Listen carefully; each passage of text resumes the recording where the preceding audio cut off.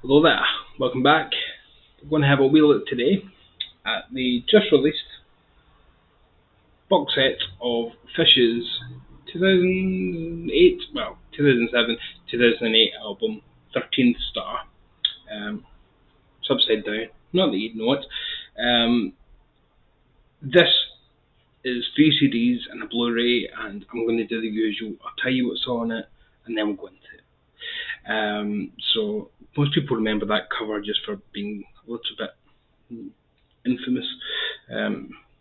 You've got Mark Wilkinson, and that's what you have him do. But there's a reason for it. We'll go into it. So the actual contents. So first of all, it's all presented in one of these hardback books that Weltschmerz, for one, was presented in. In terms of the contents, Disc 1 is a remix done by Callum Malcolm, who produced the record. Produced quite a lot of Fish. He produced everybody in Scotland at one point. Aztec Camera to Joseph Kay and everything in between. Disc 2, demos and acoustic. Don't go thinking that because it's demos and acoustic it's all laid back, la-di-da. No, some of this is heavier than anything on the actual records. And there's some radio sessions in here as well, so it should be called Sessions, Demos and Acoustic, because it was the Bob Harris radio session. Disc 3, live recordings. 7 tracks from Nearfest over in New York State, isn't it? Is it? It's about there. Pennsylvania. Anyway, about there. And then 2 tracks from Amsterdam and 3 tracks from Rome on the tour, and it's all tracks from the album. And then the Blu-ray. This is the treat. You get obviously the original album, flat transfer, 2008 version. You get the 5.1 mix of the new mix from Malcolm, and then you get the new mix in the Dolby Atmos version, which just sounds amazing. Your soundbar will be licking its chops when you stick this on. Sonically, this is one of the densest Fish records, one of the most intense Fish records, so it's quite a different beast from a lot of other projects that you've been involved with. And here's where we really make up the value of this pack. Fish at Nearfest 2008, June 2008, full concerts. So not just the 7 tracks from the CD, the full concert. He's doing, unlike the CD, he's doing all sorts of things. He's doing other things from Feast of Crows and a couple of tracks from Vigil, and then Marillion. He's doing quite a bit from Clutching at Straws. Had to tease the audience at one point by saying I'd like to apologise for not being here more with Marillion. So to make it up to you, we're going to do a big long 20-minute version of Grendel. Wait, I'm only kidding. But they do get Sugar Mace. Which it's not a bad trade. I love Sugar Mace. Love Grendel too. That'll be a hell of a double bill. And then you get the original 2007 making of documentary, which, here's the treat, a 2-hour documentary recorded now, featuring new stuff from Fish. Steve Vances. Steve had been the bass player, so if the name rings a bell, he'd been the bass player for Fish for over a decade. And other members of the band just took off for other projects. Bruce Watson, for example, went back to Big Country.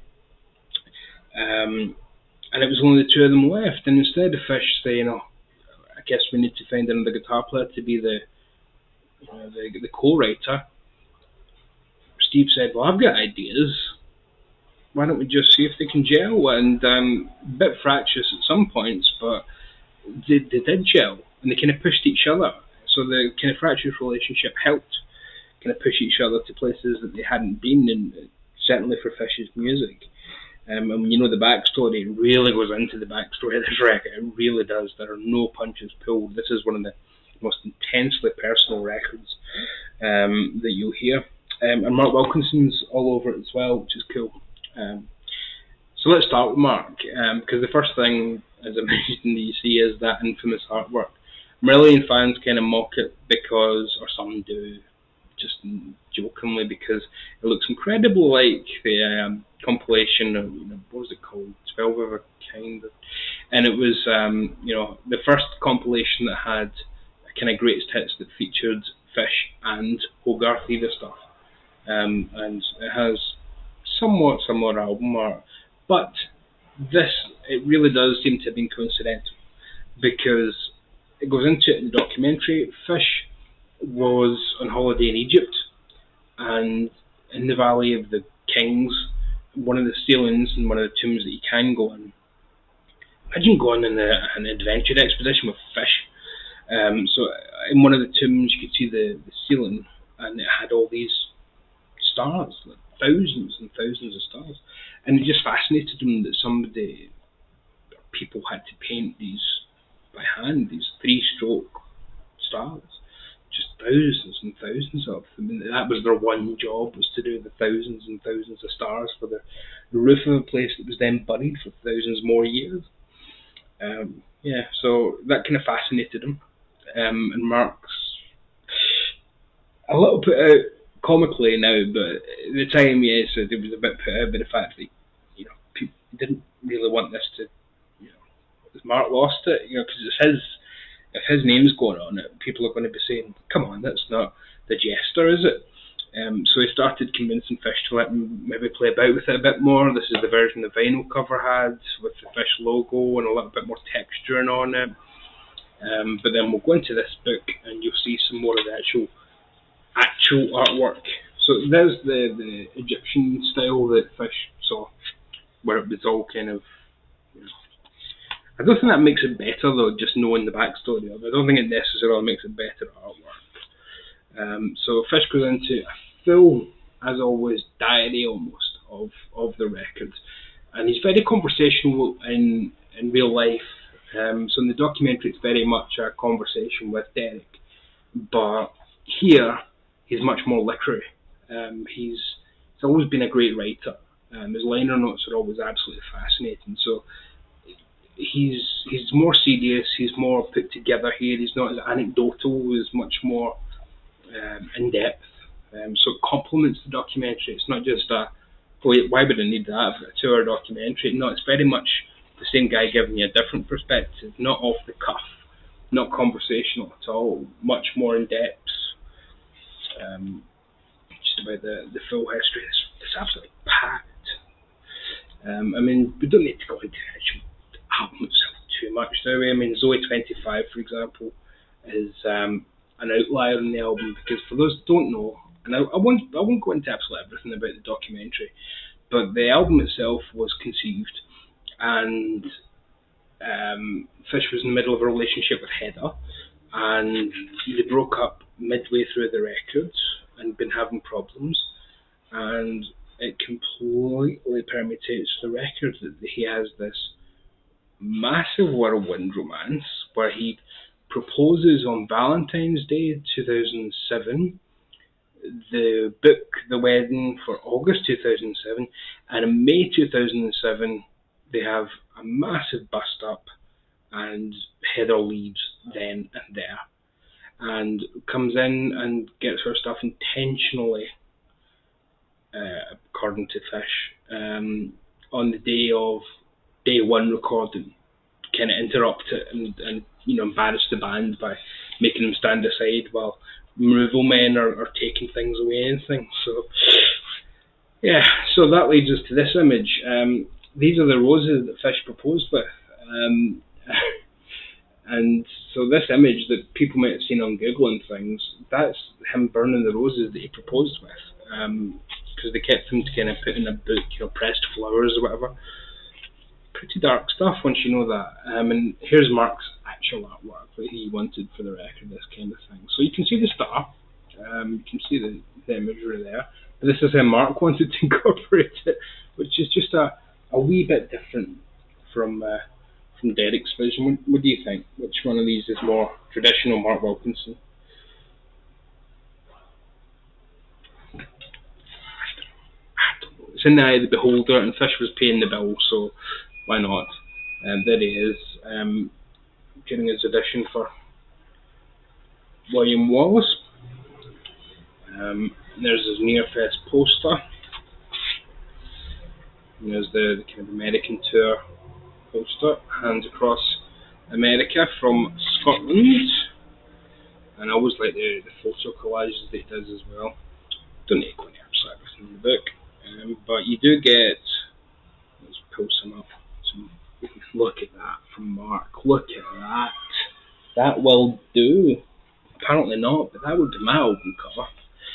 And then every lyric in here comes with unique artwork as well. Every single one. So, wonderful stuff.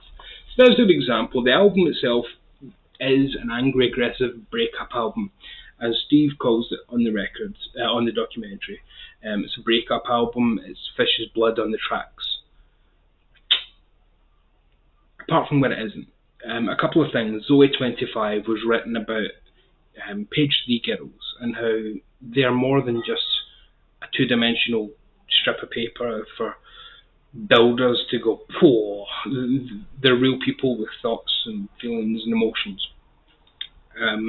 And Milos to Bezos is about the relationship that Fish had just before Heather, where he was in Chile, where Marillion were massive, and he went down for his first kind of tour there, and found that he got on really well with this woman in the hotel, who turned out to be a former Miss Chile, Score, and they actually did talk about, let's make this a proper relationship, come back to Scotland, etc.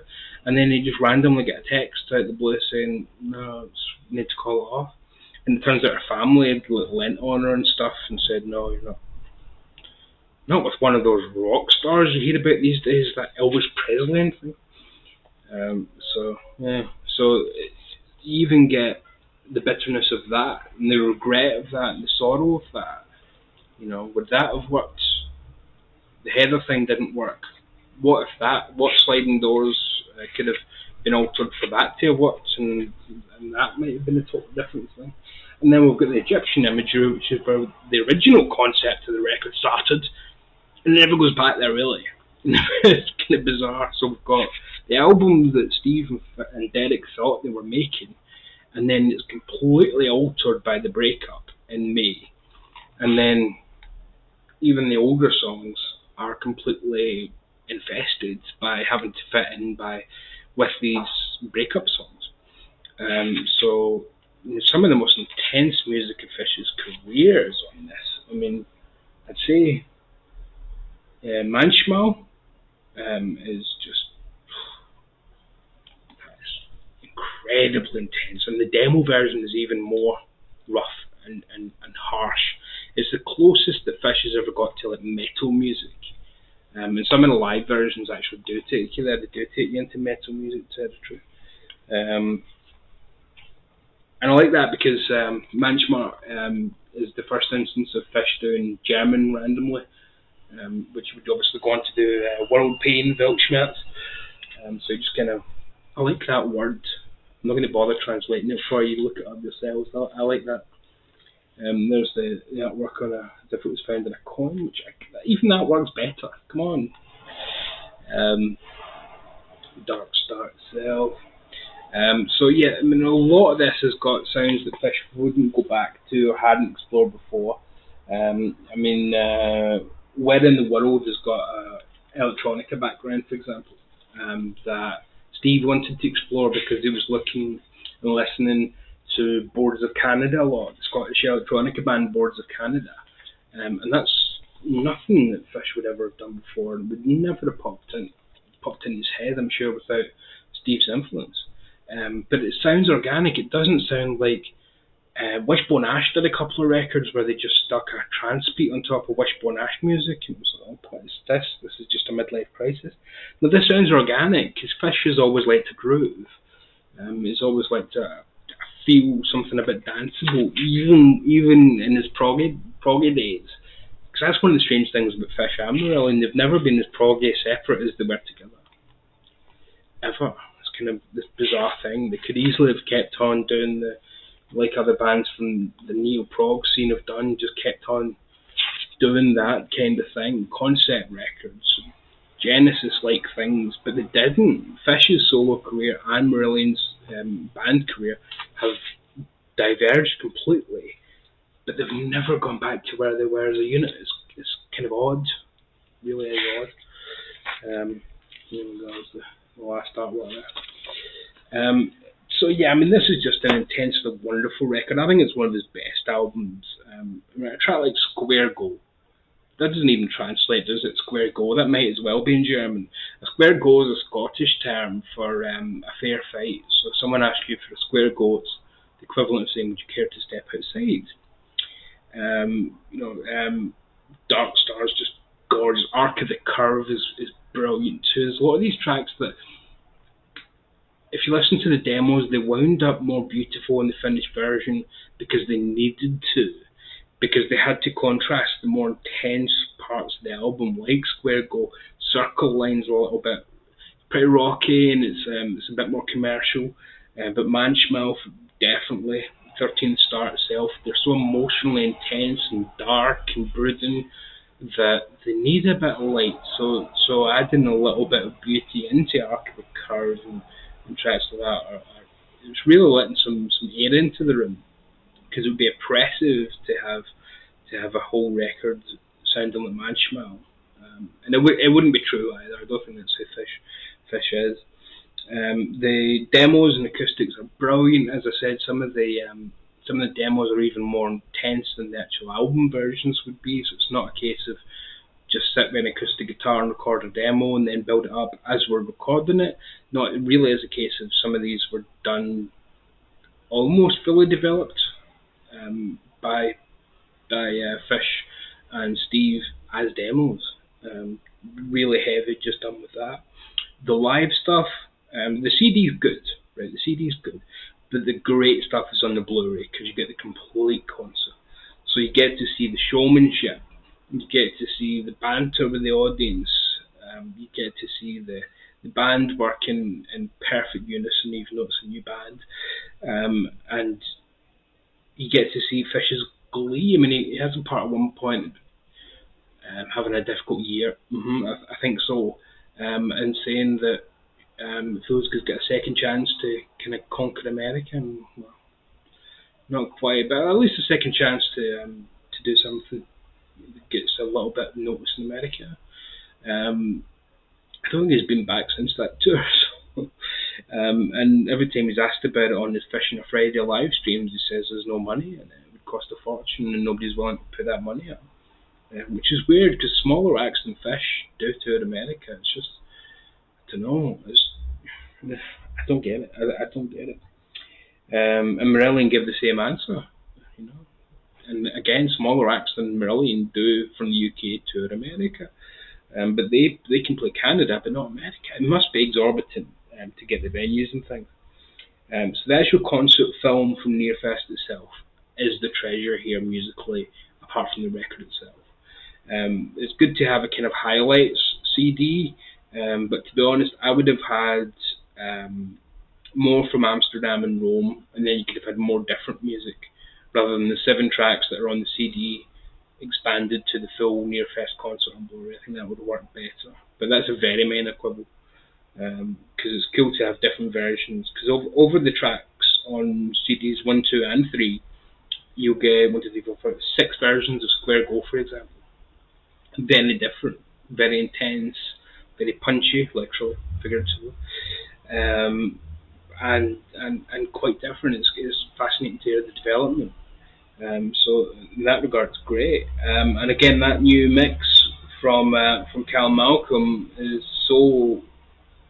I mean, obviously it's spatial audio, so Dolby Atmos should be spacious, but it really is. It doesn't just sound like left-right channels or 5.1 where there's a few areas. It really sounds immersive. It sounds as if you're sitting there and you can smell cigarette smoke and you know the wine going off in the air and you know it's very atmospheric indeed. Atmos is well named, I think. When you get a good Atmos mix, you know it. You really know it. And your soundbar knows it, and more importantly, your neighbours know it. So yeah, I can't recommend this highly enough. I think it's Fish's best solo record. If it's not, it's got to be up there. I mean, I love Exile. Um, Weltschmerz was just a gorgeous way to go out. Yeah, I mean, I don't think he did a bad record. I really don't. I think out of the 10 solo records, I think they're just varying degrees of this is bloody good. He even found a way to do a real artistic covers record. Speaking of which, you even get a live version of Faith Healer on here on the Nearfest concert by the Alex Harvey Band. So yeah, this is available from fishmusic.scot. I'll stick a wee link down below because you won't get this on Amazon or anything. And yeah, I know I've been waffling for a while, but I like to go on. Sometimes you probably noticed, especially when it's something like this, you just don't get this kind of quality every day. You know, you just don't get this kind of reissue quality where it's total love, total freedom, liberation from record companies and commerciality. This is just saying, what would the fans want to know? What would the fans like to hear? What would the fans like to see? And then the documentary itself, it's not just warts and all. It's just Fish bearing everything. He's got nothing to hold back. He's perfectly prepared to be seen as childish. We talks about how he liked his daughter phoning his ex Heather to give her abuse over the phone, and he was laughing about it and things. It's like childish maybe, but so he's not even trying to make himself look like he was the only one in the right. He never did anything wrong.